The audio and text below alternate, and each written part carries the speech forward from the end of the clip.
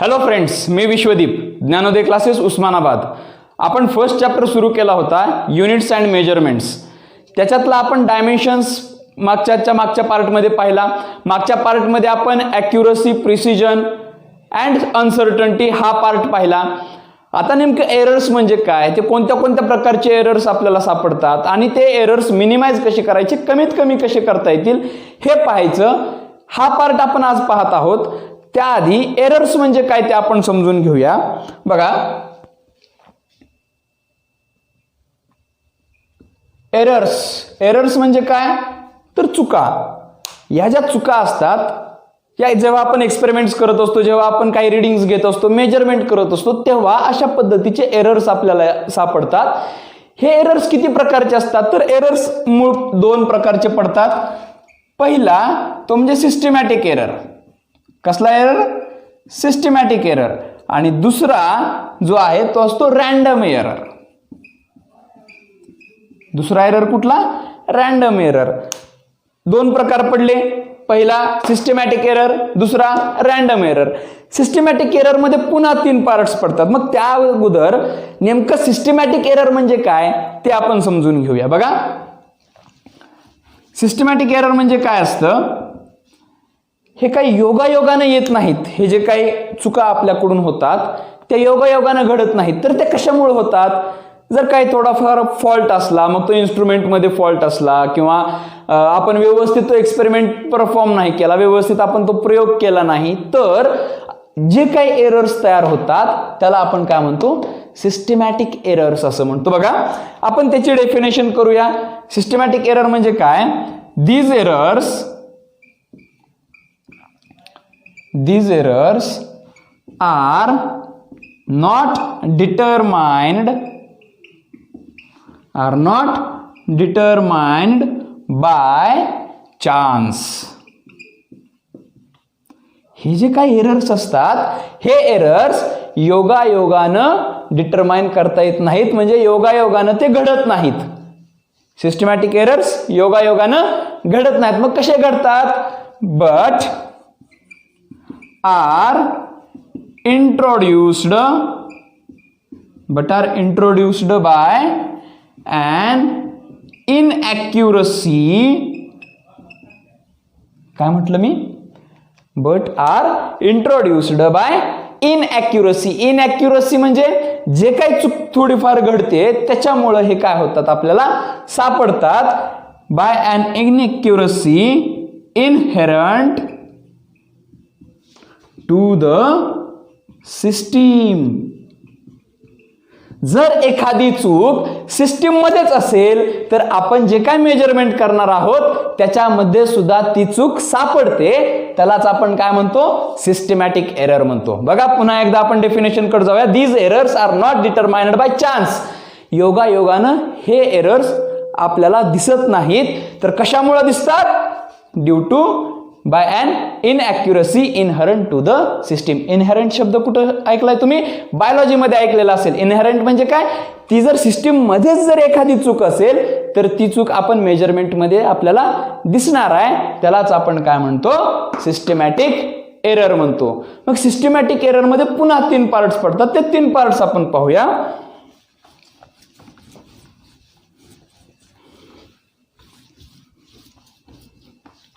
बघा, त्यातला पहिला पार्ट आहे तो म्हणजे instrumental error. Instrumental error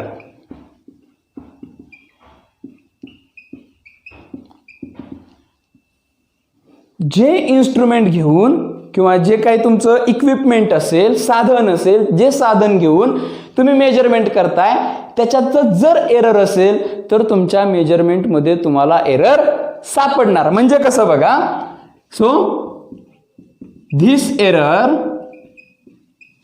arises due to defective calibration.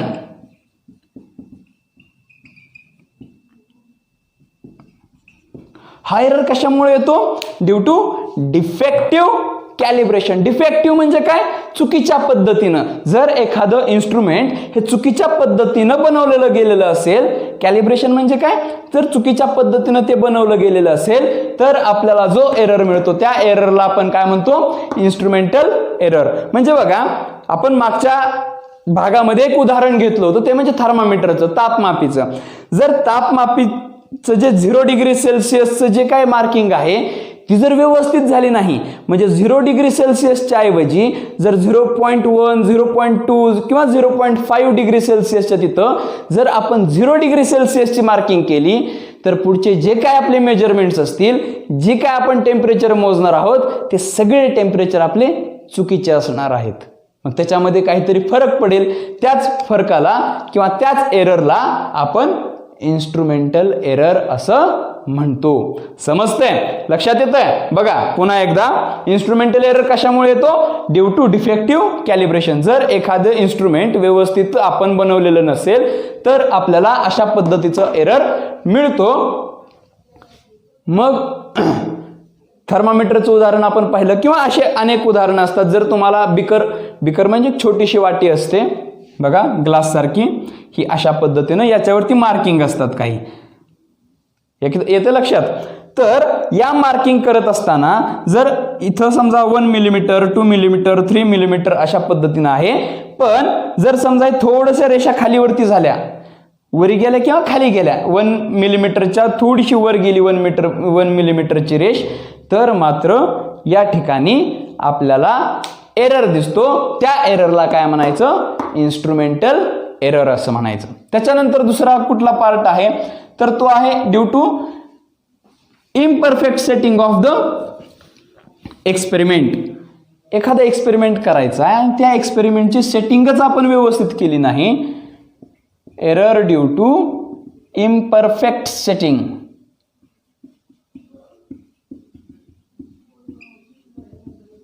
बघा, इम्परफेक्ट सेटिंग म्हणजे काय? परफेक्ट म्हणजे काय? एकदम बरोबर सेटिंग करणं. इम्परफेक्ट, परफेक्टचा अपोजिट वर्ड तुम्ही खोसे सरांकडे इंग्लिशला शिकले असाल. अपोजिट वर्ड्स किंवा सिनोनिम्स, अँटोनिम्स, त्याच्यामधला परफेक्टचा अँटोनिम काय येईल? इम्परफेक्ट. परफेक्ट म्हणजे काय? एकदम अचूक पद्धतीनं केलेलं. इम्परफेक्ट काय? थोडीशी त्याच्यामध्ये झालेली चूक. त्याला काय म्हणतो आपण? इम्परफेक्ट असं म्हणतो. मग जर सेटिंग लावत असताना जर आपण इम्परफेक्ट म्हणजे चुकीच्या पद्धतीनं थोडीशी लावली तर जो काही एरर येतो त्या एररला आपण काय म्हणतो? Due to imperfect setting. बघा, धिस एरर arises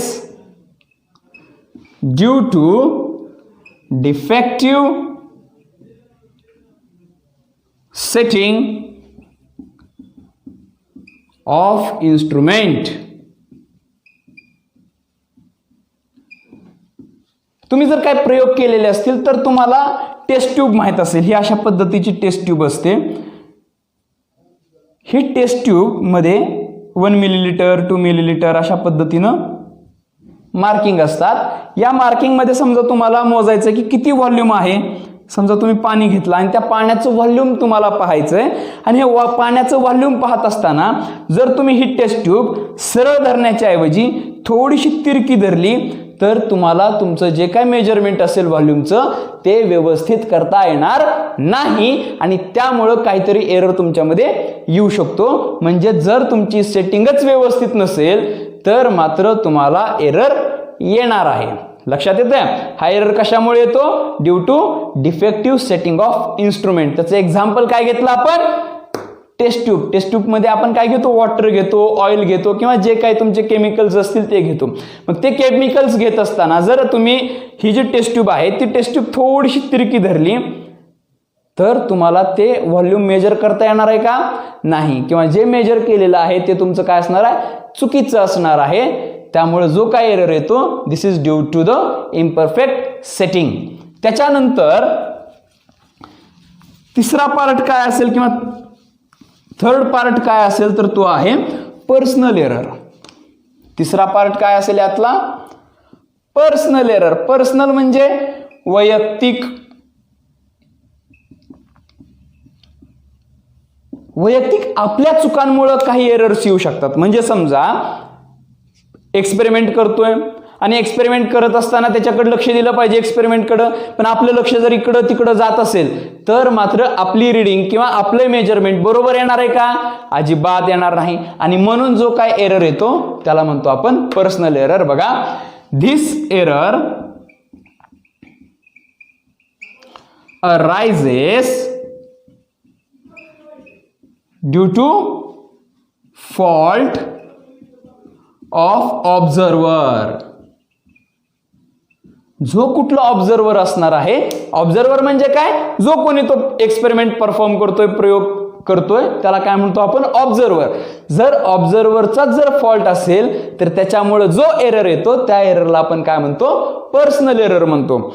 मग व्यवस्थित लक्ष नसेल तर झाला गोंधळ, एरर आला म्हणजे तुमचं मेजरमेंट चुकलं, तुमचा एक्सपेरिमेंट फेल गेला. किंवा त्याला आपण काय म्हणतो, त्याच्यामध्येच काहीतरी दोष असला त्या पर्सनमध्येच, म्हणजे समजा त्याला कलर ब्लाइंडनेस असला, रातांधळेपणा, किंवा त्याला कलर्स व्यवस्थित जज करता येत नसतील, लाल कुठला निळा कुठला हे जर त्याला जज करता येत नसेल तर मात्र तुमचे जे काय एक्सपेरिमेंट असतील ते फेल होऊन जातील. किंवा त्याला व्यवस्थित दिसतच नसलं, किंवा त्यानं नेमकं मेजरमेंट करत असताना चष्माच घातलेला नाही, त्याला चष्मा लागलेला असताना, तर ज्या पद्धतीचे एरर्स येतात त्या एरर्सला आपण काय म्हणतो? पर्सनल एरर्स म्हणतो. मग हे जे एरर्स आहेत हे एरर्स करेक्ट करता येतात का? तर 100% करता येतात. बघा, then how to correct these errors. हे एरर्स जर आपल्याला मिनिमाइज करायचे असतील, बघा एरर्स असतात, हे एरर्स आपण कम्प्लिटली व्हॅनिश करू शकत नाहीत, त्यांना धुवून काढू शकत नाहीत. आपण जास्तीत जास्त काय करू शकतो तर हे जे काय एरर्स आहेत हे एरर्स मिनिमाइज करू शकतो, म्हणजे कमी करू शकतो. हे कमी कसे करायचे ते पाहूया आपण. तर पहिलं बघा, प्रॉपर इन्स्ट्रुमेंट वापरायचं. Use correct instrument.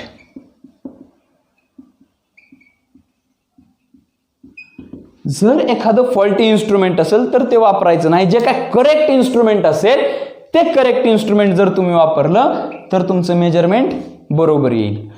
किंवा प्रॉपर एक्सपेरिमेंट जर तुम्ही फॉलो केला नाही, म्हणजे प्रत्येक एक्सपेरिमेंट करण्यासाठी तुम्हाला एक प्रोसिजर सांगितलेली असते, एक पद्धत सांगितलेली असते, त्या पद्धतीप्रमाणे तुम्हाला एक्सपेरिमेंट परफॉर्म करायचा असतो.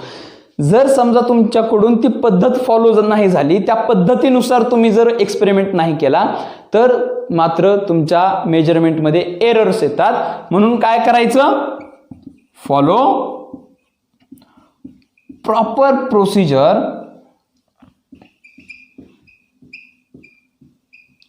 Of experiment. जो कुठला एक्सपेरिमेंट करताय त्याची प्रॉपर प्रोसिजर आपण फॉलो करायची, म्हणजे एरर्स कमीत कमी येतील. आणि तिसरं काय? Remove personal error. सगळ्यात महत्वाचं काय? Personal error. जे काय पर्सनल एरर असतात ते रिमूव्ह करायचे. मग पर्सनल एरर रिमूव्ह कसे करायचे? समजा चष्मा लागलेला असेल तर चष्मा घालून रिडिंग मोजायची, मेजरमेंट करायचं. किंवा जे काय प्रयोग चालू असताना इकडं बघ तिकडं बघ, ह्याला बोल त्याला बोल, हे जे आपण करतो हे न करता आपण फक्त एक्सपेरिमेंटकडे लक्ष द्यायचं.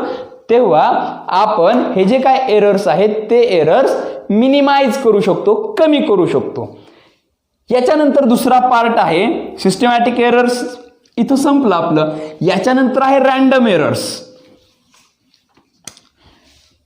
पार्ट बी काय? Random errors.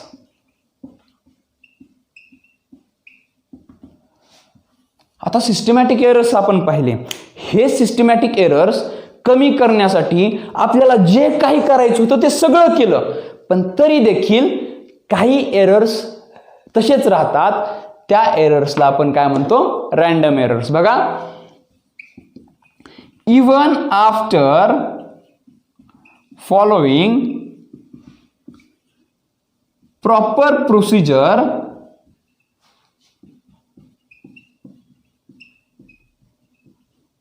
Even after following proper procedure, म्हणजे एकदम प्रॉपर प्रोसिजर, एकदम बरोबर प्रोसिजर आपण फॉलो केली तरीही बघा, even after following proper procedure some errors arise. तरीही काही एरर्स काय होतात? आपल्याला दिसतात, सापडतात, त्या एरर्सला काय म्हणतो आपण? रॅन्डम एरर्स असं म्हणतो. लक्षात येतं? म्हणजे तुम्ही करेक्ट इन्स्ट्रुमेंट वापरलं, तुम्ही प्रोसिजर फॉलो केली, तुम्ही एकदम व्यवस्थित लक्ष देऊन तो एक्सपेरिमेंट केला, तरी देखील त्याच्यामध्ये तुम्हाला काय सापडतील? एरर सापडतील. त्या एररला काय म्हणतो आपण? रॅन्डम एरर म्हणतो. मग हे रॅन्डम एरर जर आला तर रॅन्डम एरर मिनिमाइज कसा करायचा बघा. जर असे रॅन्डम एरर्स येत असतील मग त्याच्यासाठी काही गोष्टी कारणीभूत असतात. म्हणजे समजा तुम्ही हीटचा एक्सपेरिमेंट करताय. कशाचा एक्सपेरिमेंट करताय? हीटचा. आणि हीटचा एक्सपेरिमेंट करत असताना तुमच्या सराउंडिंगचं जे तापमान आहे ते अचानक वाढलं किंवा अचानक कमी झालं तर काय होतं? तुमचा जो काय एक्सपेरिमेंट आहे त्याच्यावर त्याचा प्रभाव पडतो. लक्षात येतं? किंवा तुम्ही गॅसचा एक्सपेरिमेंट करताय आणि गॅसचा एक्सपेरिमेंट करत असताना भोवतालचं जे वातावरण आहे त्यातलं जे प्रेशर आहे ते कमी जास्त झालं किंवा कमी झालं तर अशा पद्धतीचे रॅन्डम एरर्स तुम्हाला येऊ शकतात. किंवा स्ट्रेस आणि स्ट्रेनचा एक्सपेरिमेंट जो आपण नंतर बघणारच आहोत, हे करत असताना टेम्परेचरचं बदल झाला किंवा टेम्परेचरमध्ये थोडासा बदल झाला तर जे काय एरर्स येतात त्यांना आपण काय म्हणतो? रॅन्डम एरर्स म्हणतो. मग हे रॅन्डम एरर्स जर येत असतील तर ते मिनिमाइज कसे करता येतील? कारण मी आता सांगितलं की एरर्स जे आहेत ते कम्प्लिटली व्हॅनिश करता येत नाहीत, ते पूर्णपणे धुवून काढता येत नाहीत. ते फक्त काय करता येतात? मिनिमाइज करता येतात, म्हणजे कमी करता येतात. बघा, मग त्याच्यासाठी काय करायचं? Take repeatedly observations.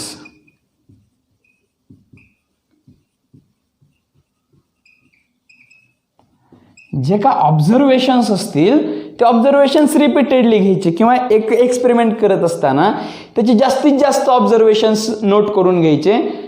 मेजरमेंट्स त्याचे जे काय असतील त्याची नोंद करून घ्यायची, जास्तीत जास्त मेजरमेंट्स करायचे आपण. याच्यानंतर काय करता येईल?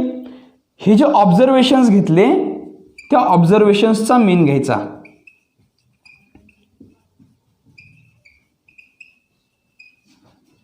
जे काय तुम्ही सगळे मेजरमेंट घेतले त्या सगळ्या मेजरमेंट्सचा काय घ्यायचा? मीन घ्यायचा. मीन म्हणजे ॲव्हरेज घ्यायचं. ॲव्हरेज कसं काढायचं हे तुम्ही 10वीला शिकलेला आहात किंवा याच धड्यामध्ये थोडंसं पुढे गेल्यानंतर किंवा अगदी पुढच्या भागामध्ये सुद्धा आपण मीन म्हणजे काय असतं ते आपण शिकणार आहोत.